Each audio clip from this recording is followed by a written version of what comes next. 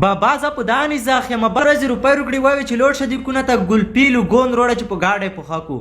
وشه زال وړم دغه نه ته چومي کتل تر برونه کې نو سود کو نه کې وشه غیرات وانی والا خمون سٹار می په وچی کالو حقیق می اسی وړو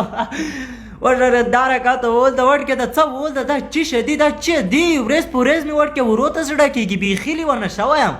خو څاول مونره وندي ټلیفون دي نه کټ کوم او ټلیفون واختر ته کړه دا چاري په غیر وغلای خیر دی په نصیب شرط لام لیار کې داس رو وخت واوي چې مو څنګه ته کړه دا شمو ټرته مې ورخي کول جام لیار کرته وکړه اسی ماټو بوجای ګنډلې دی په کوټا کې کلینی پوزې چوالې دي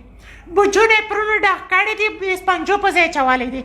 دا وړي وړي بوجي پرونو ډاک دي پرختو پوزې چوالې دي یای چې نن کلینی پرشنو بلختو نو غلو سبوته خاتمي خروب یا خپل بيجه شي اوس می تو تر وسته کتل یار وي ته څه کړی و ډېر مهرباني بوي ته وال یار ته څه کچ دای دی غمونه خلوش ای په لدواش په تور کې چل کړی زلوړه بس هر کله روشه ستړه ماشینو می مرجب لوړ دا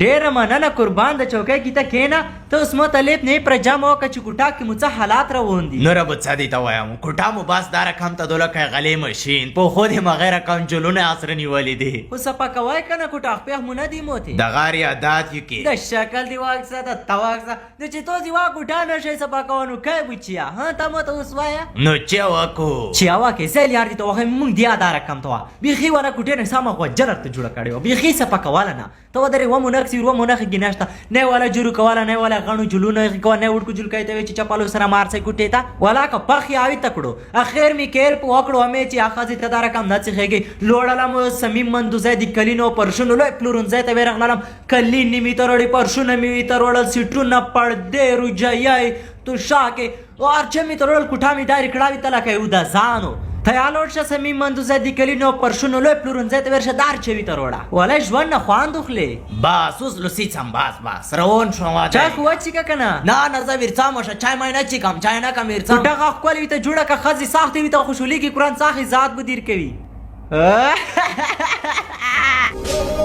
دا ټولو هیبتوالو لپاره پزړه پوری زیری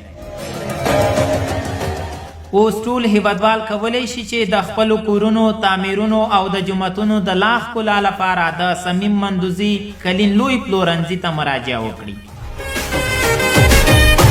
په نوموړي پلورنځي کې لاندې شیان ترلاسه کولی شئ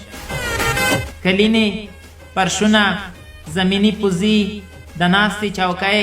کمپلې ډبل بیټونه او الماری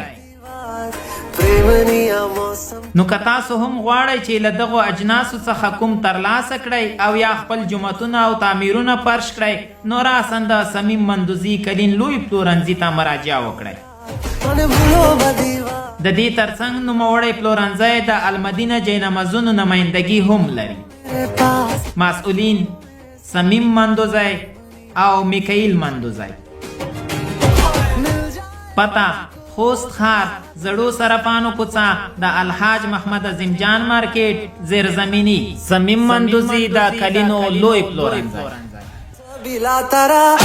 رنگیلا تارا رنگ ویر جوئے تاری واٹ